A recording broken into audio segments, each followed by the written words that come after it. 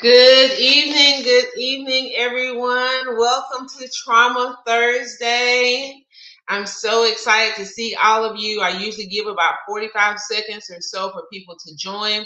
I'm going to be joined tonight by the incomparable Mr. Michael Jones, who will be sharing with us about the upcoming release of his new film. And I spoke with him and the cast a few weeks ago, but we'll be diving into some issues about trauma and about the mental implications of trauma and some other things. Again, I'm Adrienne Mayfield. This is Tackling Trauma Thursday. You can find out more about me on my website, which is going along the ticker at the bottom. If you're watching this from YouTube, please subscribe and share. Now's the time to share this with your friends. Like, subscribe, and share. Turn on the notification bell and notify your friends that we are on. I'll be bringing him on in just a second. Again, this is the time for you to share with your friends. Remind them if they did not get the 46 notifications that I sent out that we are on live. Again, I am talking with Mr. Michael Jones today. We'll be talking about his film. We'll be talking about some of the relationships between mental conditioning and trauma and how that all works. So it's going to be a really exciting and interesting conversation tonight. You want to be a part of it.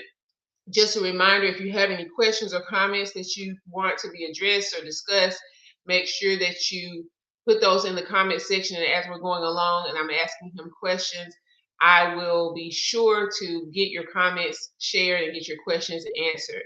So this is Tackling Trauma Thursdays. We're discussing different issues related to trauma. If you have a traumatic experience that you've overcome that you would not mind sharing and that you want to share with the world, reach out to me on social media, or you can go into my website at adriennemayfield.com and leave me a note and let me know what you want to talk about, and I will give you a call or email you, and we'll collaborate and get it going. It's really not as difficult as it looks. Just takes a little courage to come in front of people and not know if people are going to be receptive or not. But it doesn't matter because we all have something to say. And so even if one person comes on and they're blessed by what you have to say, you've done your job. So again, I'm Adrienne Mayfield. This is the Tackling Trauma series. We do this every Thursday at 8 o'clock. Be sure to like, subscribe, and share with your friends. And I'll be bringing Mr. Jones on in just a second. I need to grab my notes off of the printer, so give me 10 seconds.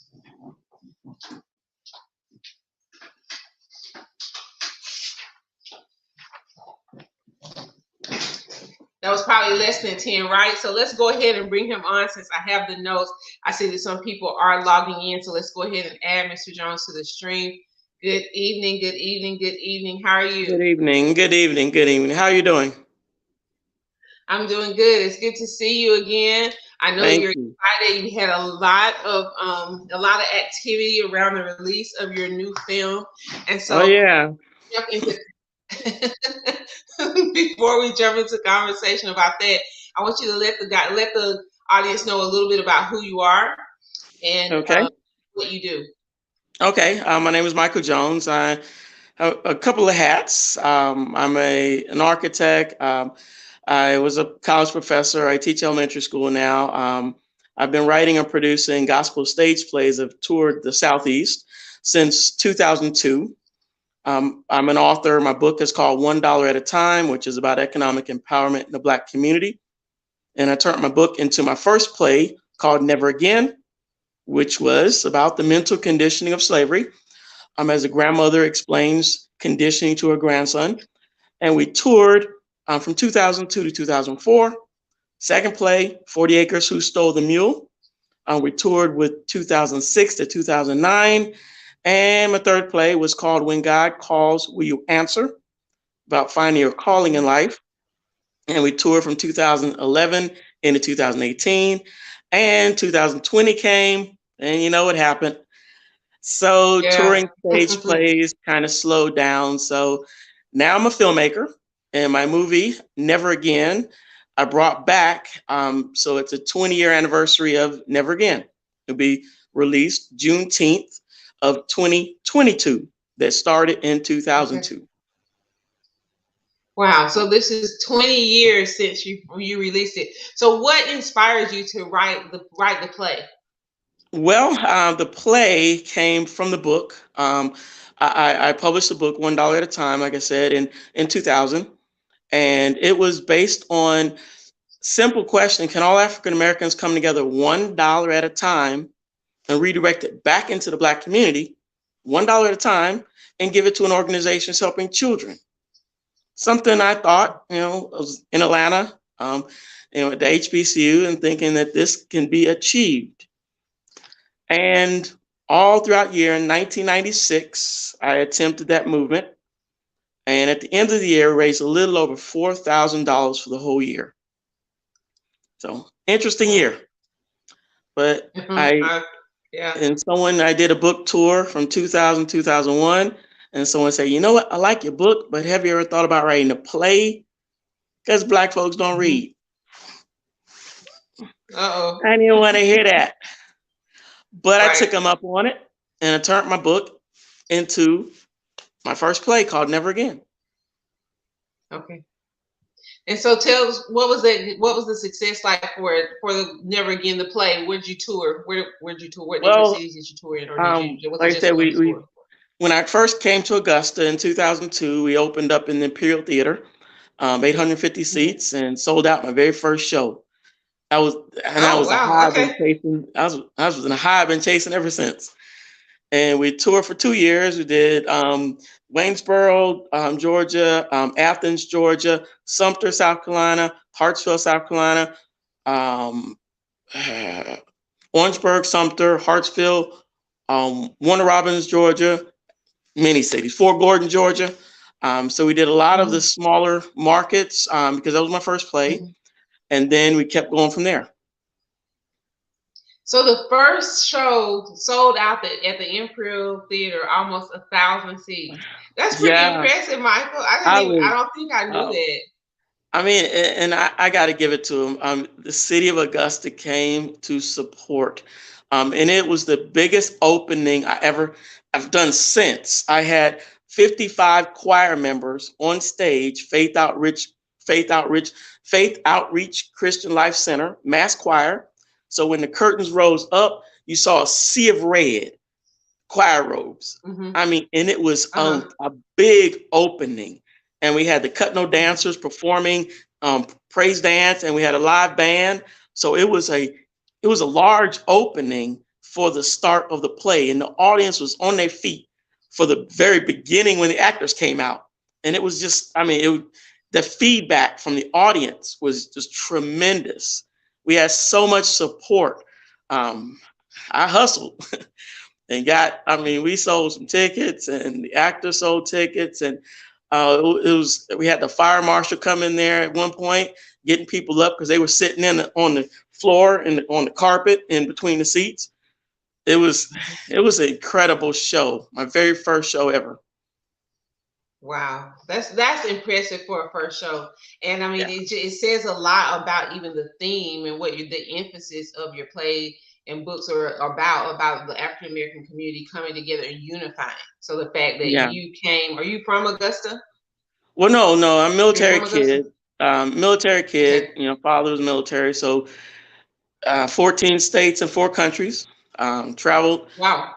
Went to college in Atlanta and kind of grew up in Atlanta, Morris Brown and Southern Tech. And so that's kind of where home is, and came back to Augusta to help take care of my mom. And I'm here, and I decided I wanted to tour. So that's what, because I had to get out of the city and go to other places. I'm a traveler. So that's what, touring was ideal for. And so I heard you mention architect. So you are an architect. That's what you did at Southern Tech?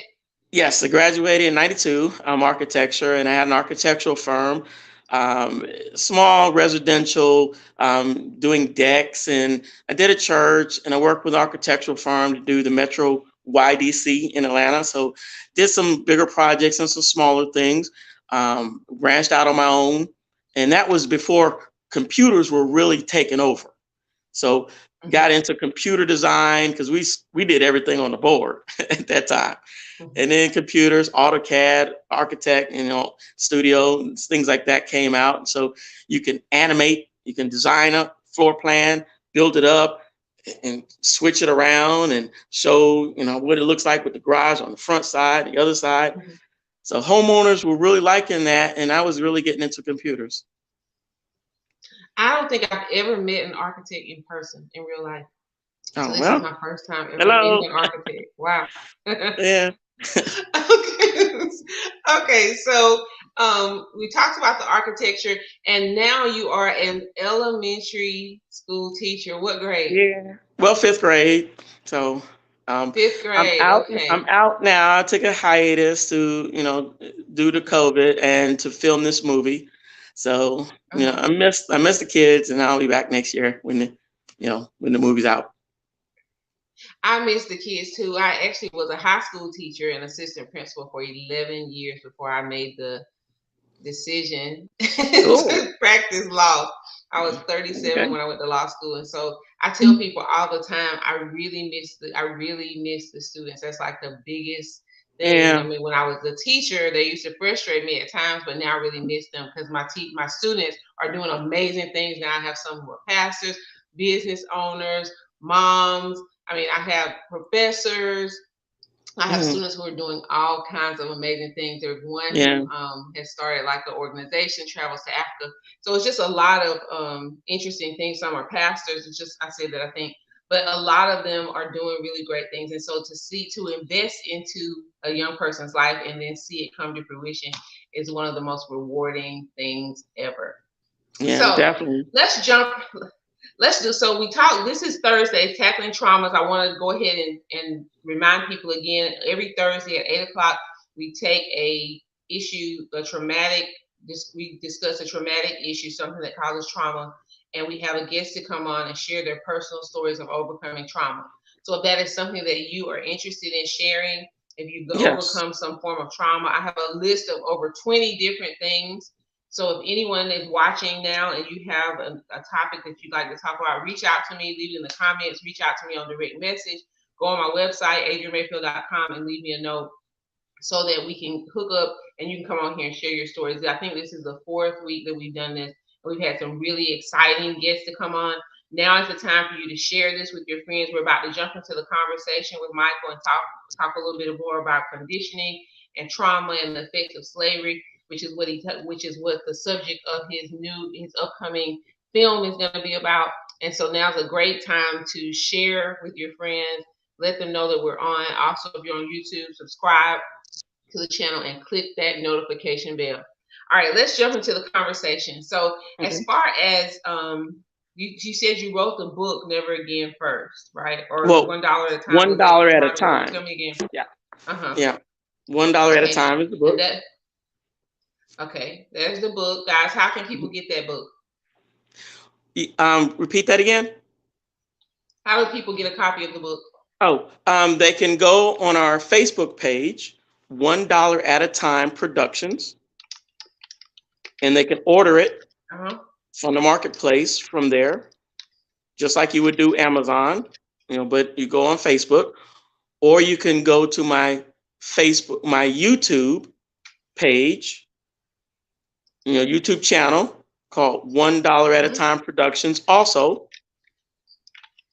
and you can see some trailers of the movie, um, or you can go to my website, which is When God Calls Play 99.com, and you can read several reviews of the book on our website, or they can just give me a call, 706-294-1152. 706-294-15. 1152, 1152. Okay, all right. So there's the phone number, there's the website, the YouTube, and the Facebook. If you want to reach out to Michael and get more information about his book or the things that he is doing. So let's talk about trauma Yeah. and slavery. I know that you had a trailer that when you and the cast were on before, we showed the trailer a couple of times, and people were like, "Oh, this looks really good," and I was like, "I can't wait to see it. Like this looks it's riveting." And I know you have a new updated trailer. Is that correct? That you have Yeah. on your social media now, right? A longer Yes. trailer, extended trailer to give people more taste of what the film is going to be about. Yes. So you said that you wrote the book. and you then now decided to turn it into a stage play at the insistence of people that say, hey, make a stage play.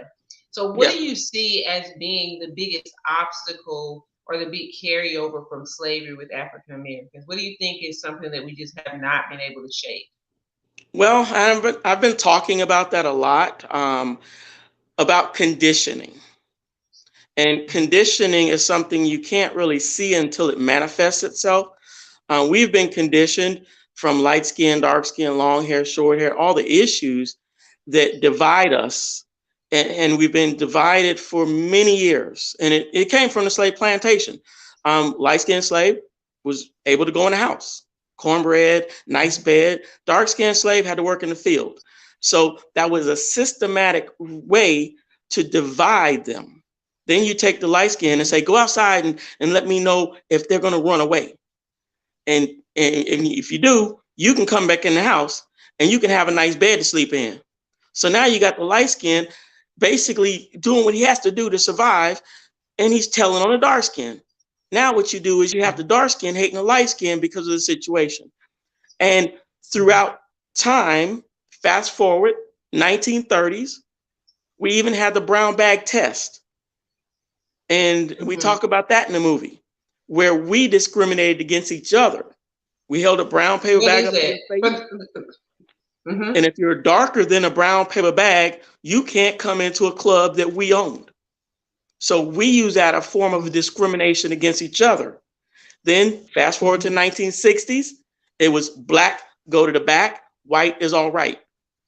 So those things have been used as a form of systemic discrimination and conditioning. If you condition the mind of a person, you will condition their actions. And I even talk about Willie Lynch in the movie and in my book about the way masters were taught to condition the slaves. You do these things for 1 year, it will become self-refueling and self-generating in them for 400 years. This person was reported to saying this in 1712. And you fast forward, 1712. yeah, Yeah. and I've been talking about this. You can go online and you can type in Willie Lynch and you'll see the whole information. And whether it was created in in this year or whatever, or way back then, it justifies how we relate to one another. And if we can understand how you've been conditioned, first acknowledge that you're conditioned, then you can break the conditioning. If you don't acknowledge it, you'll never break it. And conditioning is like being an alcoholic. You can't just say, "Oh, you're conditioned by alcohol. Just put down the bottle and you're done." You have to No. find the root causes that created you to seek a substance like alcohol or drugs. And once you uncover the reasons why, then you can be on the road to recovery. We're conditioned. I mean, it's so many ways. You could be conditioned from molestation long time ago in your life. You can say that person, "Oh, just forget about it. That was 20 years ago." If you haven't dealt with the reasons and acknowledged it and grieved through it, you're still going to be conditioned today. And it's going to be manifested in your relationships and how you relate to other people because you haven't dealt with the root causes of the conditioning. We as African American people on this throughout the diaspora, from the continent, from the slave trade, from the early 1400s, 1500s, 1600s into America, we have been conditioned systematically for a reason, to be a product to yield results for certain people, for cotton, for gin, for tobacco, for them to make billions of dollars at free labor. So we've been conditioned, and a lot of people are still okay with that because they haven't dealt with the reasons. And you see it manifest itself. You see people from hair color to light skin, dark skin, all the issues in our community. We need to address our causes first then we can love Yeah. ourselves. Yeah. I mean the color. I was doing a little research on some different issues before, just in preparation for our live tonight, and I was Hmm. just thinking about the colorism, as you said, but then there's also the texturism, and I know like with with the hair, with good hair versus bad hair, and Yeah. with trying to get really silky straight hair and all this, and I know like on Saturday I went to the Dominican hairstylist because I was going to get my hair straightened.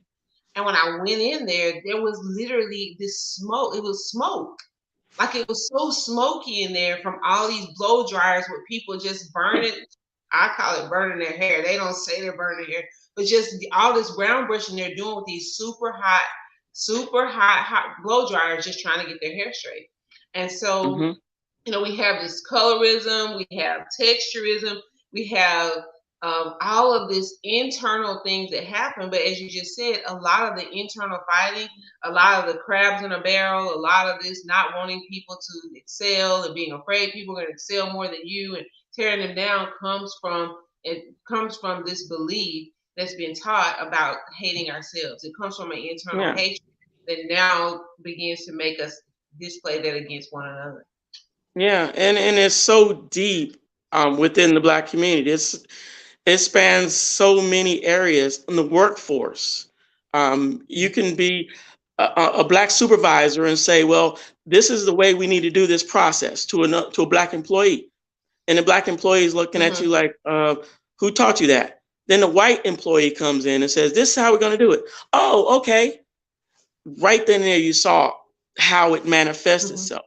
And even the Right. words we use, blackout, Mhm. blackball, black hole, any two words you put together, black being one and another word next to it, is negative by connotation. And if you use those Mhm. words subliminally, you will internalize negativity. Black for a funeral, white for a wedding. And if you call yourself Black and everything you know Black being negative, subliminally you will consider yourself as a negative. So Mhm. it's a lot of the smaller things, and even if, and I remember when grandmas used to say, you're male and you're Black, so you have two strikes against you, and Mhm. that's negative, you know, and Yeah. only in you two negatives are not going to make a positive. Mhm. So only in math you can get that, but if Yeah. you're giving a child negativity, thinking that, and we Mhm. do know that it is, you need to work harder. I mean, that's the reality. But Yeah. if you're indoctrinated as an early age of being told that you got to run faster, you got to be smarter, you got to be than this other person, now Mhm. you're like, what's wrong with me? Right. And you're starting to believe there's something inherently wrong, Mhm. and you start to act out, and you see how it acts out in school. And I'm pretty sure you've dealt with it in the school system. We see it on a daily basis, how Mhm. it can change a child's mentality and how they can grow, being taught that they're not as good as someone else. Yeah. And I was going to ask that. So, I mean, because I remember right before I left the field of education, I taught, I guess the first 10 years of my educational career, I was surrounded by majority women. Most schools would have one or two males, and they were the ones that everybody Mm. looked to break up the fights and that kind of thing. But when I taught the next to last year I actually taught at a school that was like it was in an inaugural year. We had at a high school, we had 33 African American men working at that high school, Middle Grove High School in DeKalb, and that was unprecedented. Like that didn't exist anywhere else, and it was just a powerful thing to see and experience for the young men there. And we did an experimental thing there where we did gender-based classes. So the males taught males and females taught females. They did like a test case with that with the female with one English class, and so it really really worked well. And Hmm. so I just remember that, and I wanted to ask you, what are you observing like in education as far as fifth grade? Because fifth grade is really like one of those telltale years. They're not really Yeah. babies anymore, but they're not quite adults, and they're getting ready to transition to middle school.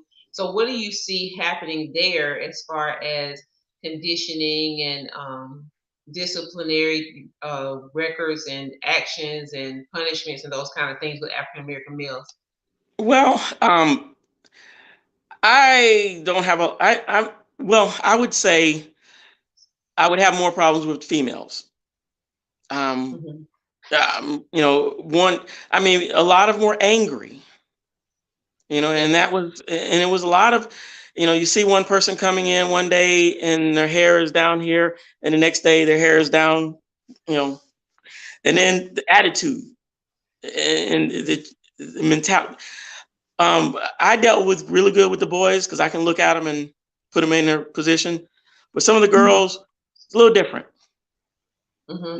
so I'll just leave it at Yeah. that. Yeah, well, I know. I mean, it's just I know that a lot of times they've talked about it. They've done studies on it for years about how how children are kind of placed in a category from a very young age, and it's very difficult for them to overcome it because these records follow. So, like, Yeah, let's say yeah, a kid is in the second grade and they steal a cupcake or steal something from the lunchroom, or even smack a kid or get into a tussle or fight on the playground. This goes hmm into their disciplinary record, and this yes, it does. disciplinary record follows them throughout their entire educational career. And I think a lot of times people don't talk about that. And Yeah, so it's yeah, good to have these types of conversations, amongst Black people, because sometimes we get angry and we say, oh, white people this, white people that. But I know just for myself, there's some very serious conversations that we need to begin to have.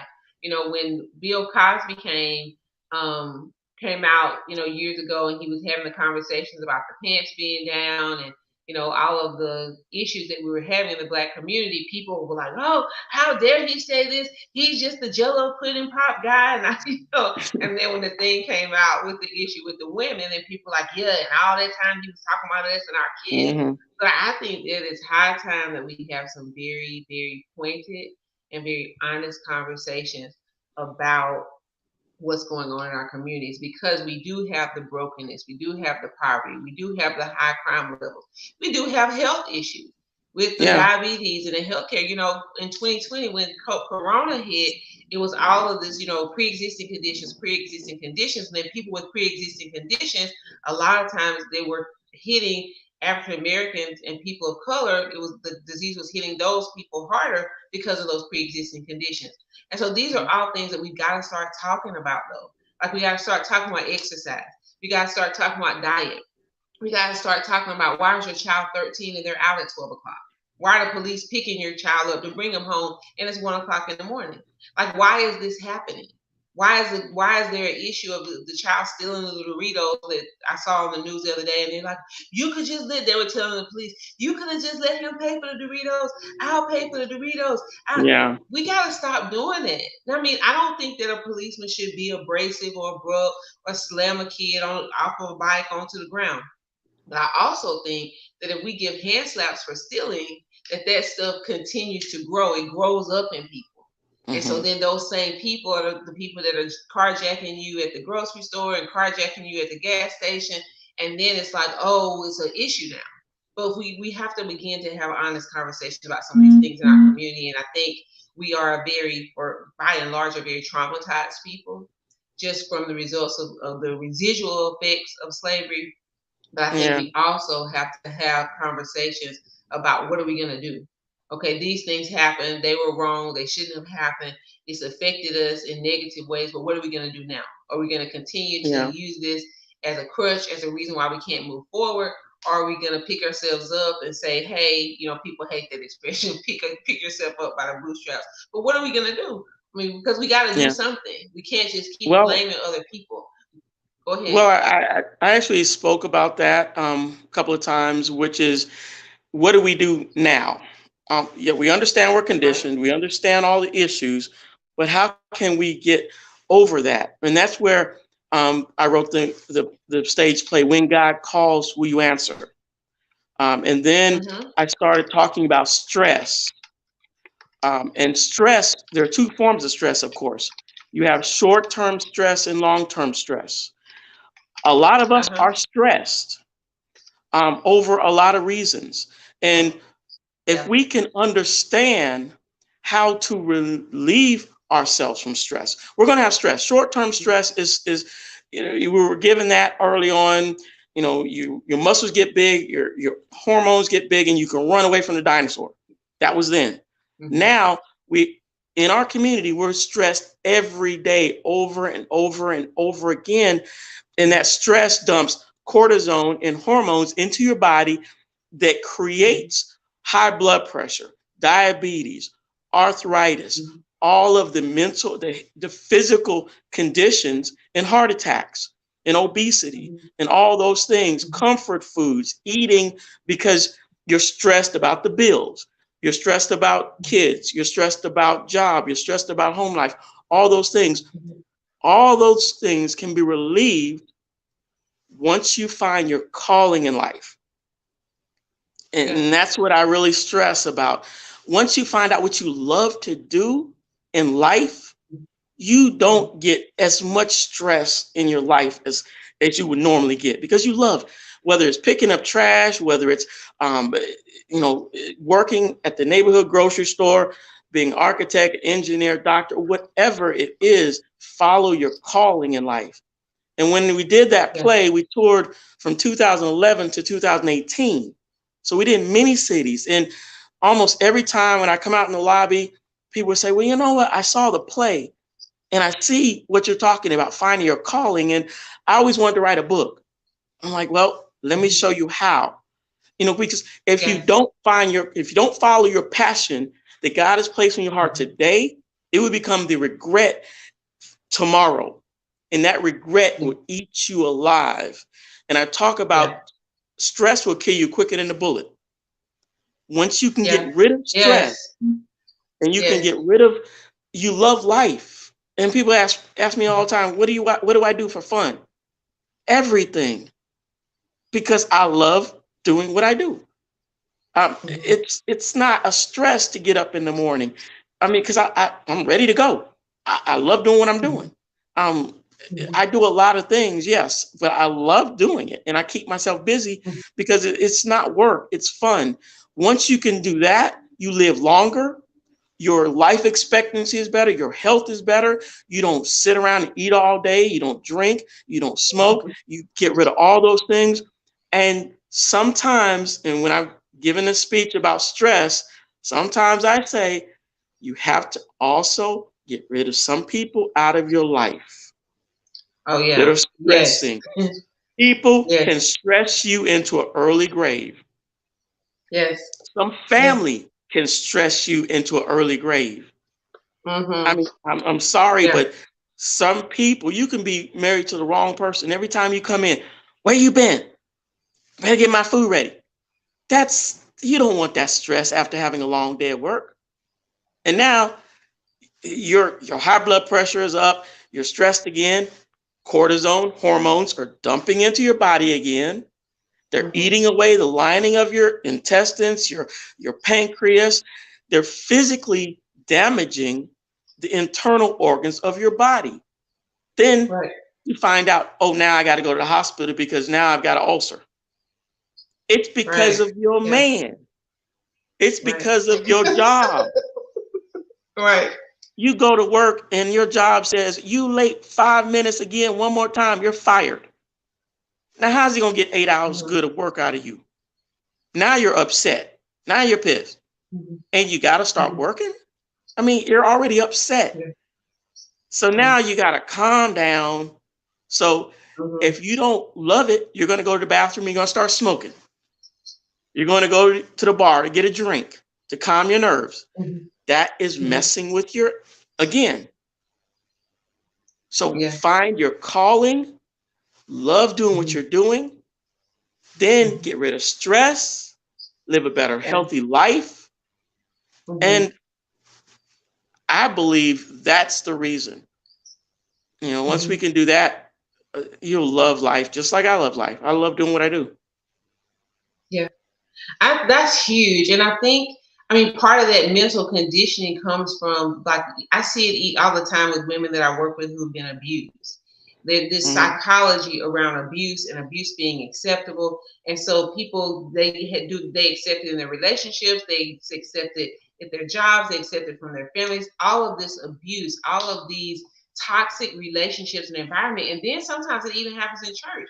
Those same people will end up going to church where they experience spiritual abuse, where they're, Yeah. used for their gifts, or they're lambasted, or they're told if they leave the church they're gonna die, and all this kind of stuff. And people get attracted to that kind of thing just because of this mental conditioning. And so we've got Yeah. to begin to change the narrative around what is healthy. What does healthy look like? If someone slaps you against the wall and then tells you they love you, they don't really love you, right? Yeah. And so we've got to begin to change all those kinds of all the conversations that we're having to really truly be able to even find the destiny and calling. And to your point about your book, and calling and purpose, I tell people all the time, as I'm an African American woman, but I'm a believer in Christ first. And Mhm. once I accepted Jesus Christ as my personal Savior, and I got adopted into the family of God, then all of the things that I even subconsciously felt about myself being Black and being from a predominantly white town, those things started to slowly go away. And I still deal with them now. I still pray about them all the time because I moved to Forsyth County, which is not particularly known for its diversity, right? Yeah. And so I still pray a lot about those kinds of things, but I have to remember that ultimately my identity is rooted and founded in who God calls me to be and who He says I am. And because of that, I have the ability and I have the tenacity and strength to go after my purpose and know that He's for me. And so it doesn't matter. Like all the things, the racism, the discrimination, people trying to stop me. If God be for me, who can be against me? And so that's an important conversation for people to have, is to understand that in Christ there's no male nor female, right? No Jew, no Gentile. So God makes us, gives us, empowers us to do what He called us to do. And so when we tap into that, we're able to go after that purpose. We're able to go after our passion, and we're able to be all that He called us to be. Yes. Yes. I mean, and a lot of it stems in knowing who you are. Yeah. I mean, a lot of us don't, and that's where never again came from the we once you know who you are in Christ and who you believe, we were kings and queens. And if you really believe that you're a king and queen, you wouldn't act the way you act now. Right. Yeah. And we see so many people walking, like you said, walking around with their pants down. How can a king Mhm. do that? How can a Right. queen allow people to abuse her and be slapped Right. and say, well, he bought me some flowers and some candy, so he loves me? He didn't really mean that. Not a queen, Mhm. not a real queen. Right. Right. So if we really believed that we were kings and queens, and we can, I mean, our history tells us and shows us, but a lot of us don't want to look back at our history. And a lot of Right. us look back at slavery, and that's the beginning of us. That wasn't the beginning of us. No, it We wasn't. were, I mean, Ramses, Tutankhamun, Akhenaton, Hannibal. And Hannibal was not a person who ate people in that movie. But a lot of people see Hannibal. No, Hannibal was a military genius. But Mhm. we don't know our own history and who we were. If we only knew, we would do Mhm. better. Yeah, we would. Yeah, I mean, the whole self-esteem piece is huge in that, and identity, and understanding who you are. Understand, that's what I was saying. Understanding who God has called you to be and who you are.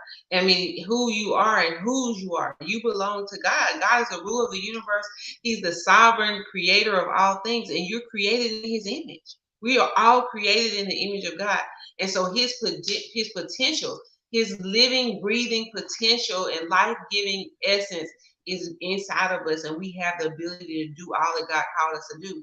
And so Yeah. understanding that, things happen, things can be tough. You may not know who your parents are. You may have been abused. You may have been molested. You may have been raped. You may have been homeless. I mean, people go through things. Life is not always a bowl of cherries as far as, is it a bowl of cherries? Is that what Forrest Gump said?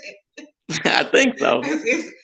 Yeah, it's not. I mean, life has challenges, but God has called us to tap into what Jesus did for us, and He said, "Take peace. I've overcome. In this world, you have tribulation, but take peace. I've overcome the world." And so once we Definitely. begin to tap into that, we can tap into who we are, we can tap into the identity that God has for us, and we can begin to shed some of these labels of impoverished, shed some of these labels of black as bad, shed some of these labels of negativity, and we can begin to walk in the light and the calling and purpose that God gave us. And I mean that's huge, because if you people a lot of stuff that people accept and do comes from the fact that they have low self-esteem. They Yes. don't know who they are, and so they're acting out of this lack of knowledge and this ignorance to who they really are and who they belong to. Yeah.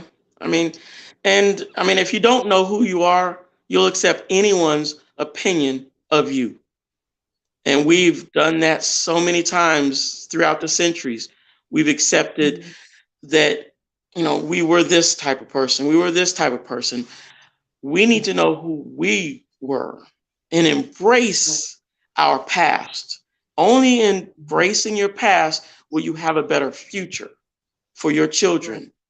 Um, Mm-hmm. and and now in America, we've got this critical race theory and all kinds of things that are going throughout the Mm-hmm. school systems they're trying to erase who we were.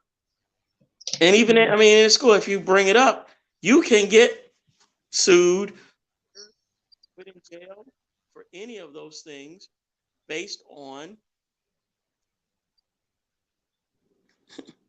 oh, you can get put in jail, anything based on someone, you know, telling on you because you're teaching history. Right. And these That's right. things, you know, we gotta stand up for because we can't allow Yeah. their history to be our history. Yeah, you gotta know where you came from, and you have to know the richness of it so that you can understand that you have potential inside of you. So guys, this is a good time where you're only gonna be on here for probably 5 or 10 more minutes at the most. This is the time to remind you this is Tackling Trauma Thursdays. We are talking with the superstar, Mr. Michael Jones, creator of $1 at a Time Productions. He will be releasing well, not really, I guess releasing for the second time his film Mhm. on Juneteenth. And so we're going Juneteenth, to talk a little yes, bit about that. Now is an opportunity for you to invite your friends to come on for the last 5 or 10 minutes. Like the page if you have not subscribed. I have Michael's information here so that you can reach out to him. Also, I'm going to be looking over here for your questions. If you have questions or something that you want to ask Michael as we get ready to close out, go ahead and add those. And then I'll be looking over here. Let's see comments. People say this is so true. Stress can take a toll on you. This is very informative. This is helping me. People need mental restoration and conditioning before they can accept who they are. A lot of damage has been done. That's yeah. true. Let's see. Chantel says, I wholeheartedly agree. If you don't know who you are, you will accept a lie. That's so true. Okay, so Michael, tell people again about just a little overview for people who come in later what the film is about and where they can find it on Juneteenth. Okay. The film is called Never Again, which is about the grandmother explaining the mental conditioning of slavery to her grandson. And you see what she's explaining from slavery to Negro Baseball League, Vietnam, throughout the timeline of history. So it's real dramatic and it's heartfelt. It's something that we all should share with our families, our kids, something that we need to pass on as a generation. And it will be released Juneteenth. Will be online. We've got Vimeo, so you can go on TV. That's Vimeo. That will be an online streaming platform. And Black House Channel is another channel that's setting up right now. You can go to our Is YouTube that is that channel. an app? Is that an Um, app? The Black House Well, it's Channel? it's it's a website, and they're getting the website set up that will incorporate several programs underneath it. But just go Okay. to our YouTube channel, and all of that information will be available. $1 at a time productions on our YouTube channel, and please subscribe. so we can keep in touch with you and give more feedback. And you can see the trailer of the movie. Like I said, it's our 20th year anniversary of Never Again that we launched in 2002. And we're excited to share this with the world. Um, we've had some interesting moments on Facebook when we Yeah. rolled out our trailer, and Mhm. it's comments are still coming. Yeah. I saw some of those comments and some, I was mortified by some of them, just the vitriol that was being shared there and levied at Yeah. you and about the whole issue of revisiting this, we're tired of this, we don't want to talk about it, those kinds of things. I don't understand. But then, I was thinking, and I'm gonna let you, share whatever you want to say about that. But I was asking, talking to my brother, and I said, if you had if you knew that someone close to you had done something really horrible, but you had absolutely nothing to do with it, but people wanted to talk about it all the time and you knew or agreed that it was horrible, would you feel comfortable or invite the conversation to be repeated all the time? And so I just kind of tried to think, I thought about it today. It came to me from a different perspective, because this issue of race and slavery and discrimination and the way that the slaves were treated is a horrible issue. It's a terrible thing. And we need to have conversations about it, but at the same time, on the other side of that, how do you feel if you do something wrong and someone keeps bringing it up, or you do something wrong and people keep reminding you and you may not have even been Mhm. connected to it? And so we have to understand communication is key. Engaging in healthy communication and trying to understand each other is key. Getting to know some people that don't look like you and have some honest conversations. Stop being judgmental on both sides. And let's sit down at the table and have some conversations about how this affected us, how it's still affecting us, and how do we move forward. That's the key, because we don't want to get stuck back in the past. We want to be able to move forward. And I think part of that has to do with being able to sit down and have conversations, not spout hate like the stuff I saw on your Facebook. So what do you want to share about that? And how did you feel? Like, were you expecting, when you released the trailer, were you expecting the level of negativity that came as a result, or what? Well, I wasn't expecting it at the time, but I understand with the climate we're in now, with voting rights being taken away, with critical race theory being pushed around, with all of the issues that certain people, because of what a certain president brought up, and that created, it gave a license to a lot of people to hate on certain people. I see that more and more, and now we're in this political season we're in now, that it's getting more prevalent, and they're yelling and screaming, but they're not talking and communicating. So Right. I knew it would come. I didn't know it would come this quick, but some attacks were personal. Um, Mhm. some attacks were totally wrong. Um, Mhm. you know, slavery didn't just end when Lincoln signed the Emancipation Proclamation in 1865, in Right. 1862. It didn't end then. After that, they came up with Jim Crow, then the Mhm. Fugitive Slave Law, then the Black Codes. So it was replaced with other things, and then redlining and redistricting and other things came to replace what slavery was, the paper of slavery was ended. So it Mhm. continued way into the 60s and the 70s and the 80s, and qualified immunity with the cops. A Mhm. lot of things have continued on. So it's not gone yet. And a lot of Right. us can say, well, since he signed the paper in 1862, we're free now. But it didn't end. We got the Tulsa Massacre. Mhm. 300 plus people died overnight. Right. So a lot of things, and every day turn on the TV, another cop shot another black person. So it continues. We need I to do want to address. say though about I do want to say about that though. We put so much emphasis, and I know people probably gonna be sending me some notes in my DM, but we put so much emphasis on these policemen and being killed black when black men are killed by police, but we don't put that level of emphasis when black people kill black. Oh, So I here in know, I know. Atlanta, the security guard who had gotten out of his car and he was shot point blank range in the back of the head.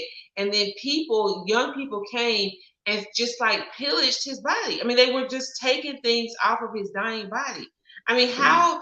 I mean, that's just so wrong. But there's not an outcry. You don't see the marches over there. I mean, they had a candlelight vigil and things like that. Obviously, the family, the people in the community, but you don't see the outcry from African Americans about African Americans killing African Americans.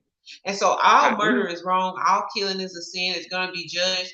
But I think that Mhm. this goes back to what I was saying earlier. As a community, we got to start having different conversations. There's a lot more black people killing black people than white cops killing black people.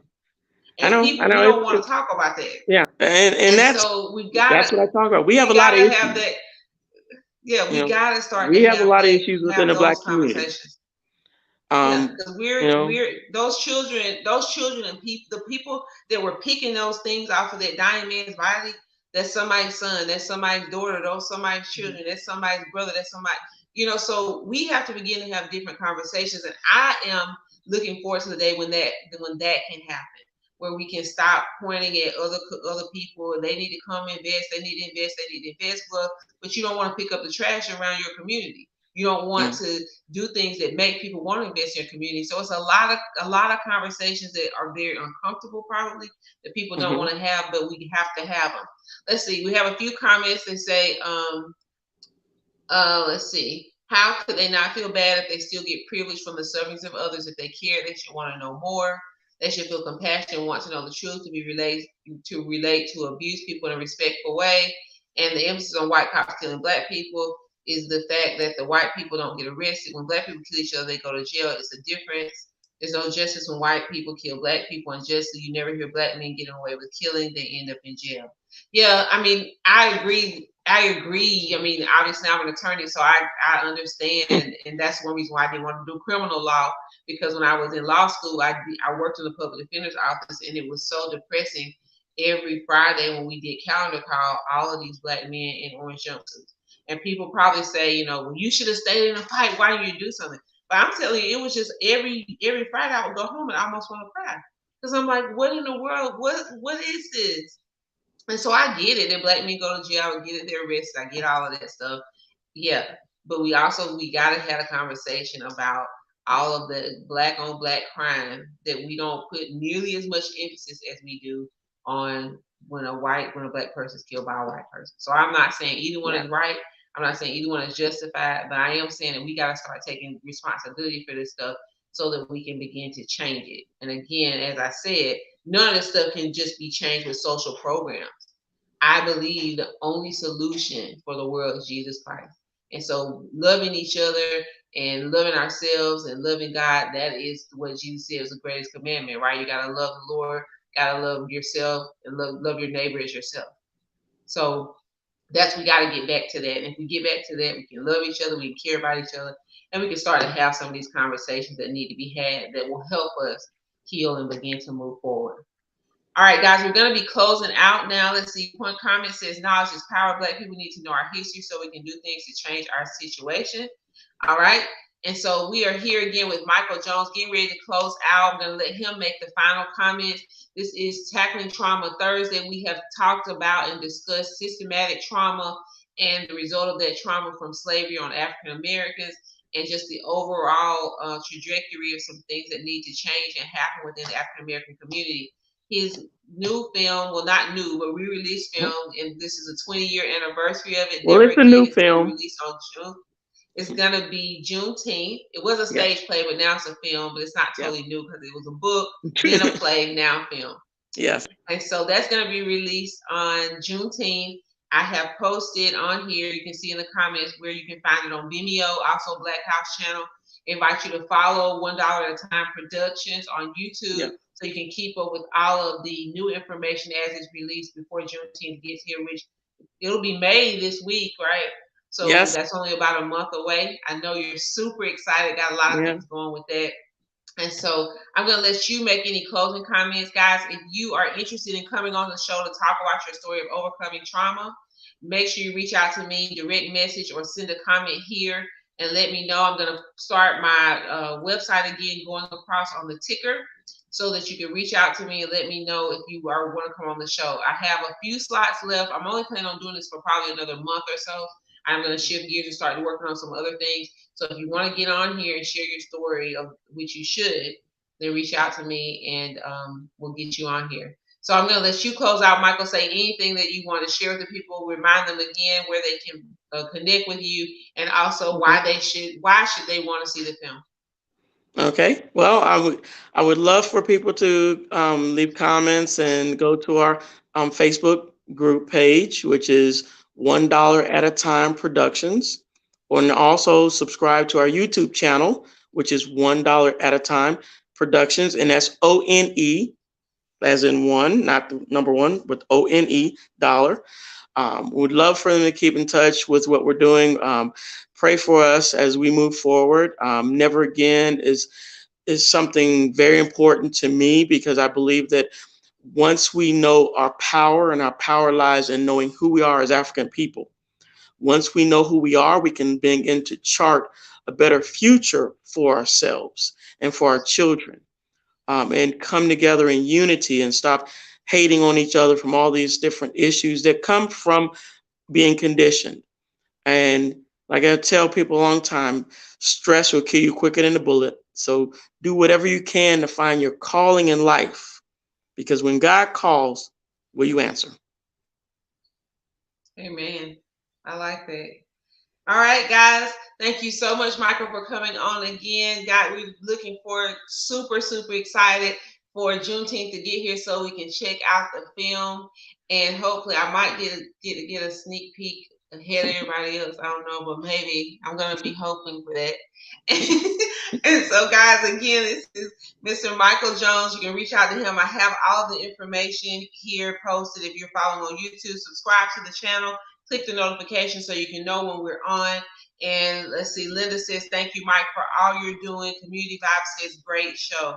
So, guys, thanks again for coming on. Thank you so much, Michael, for coming on and being the guest once again.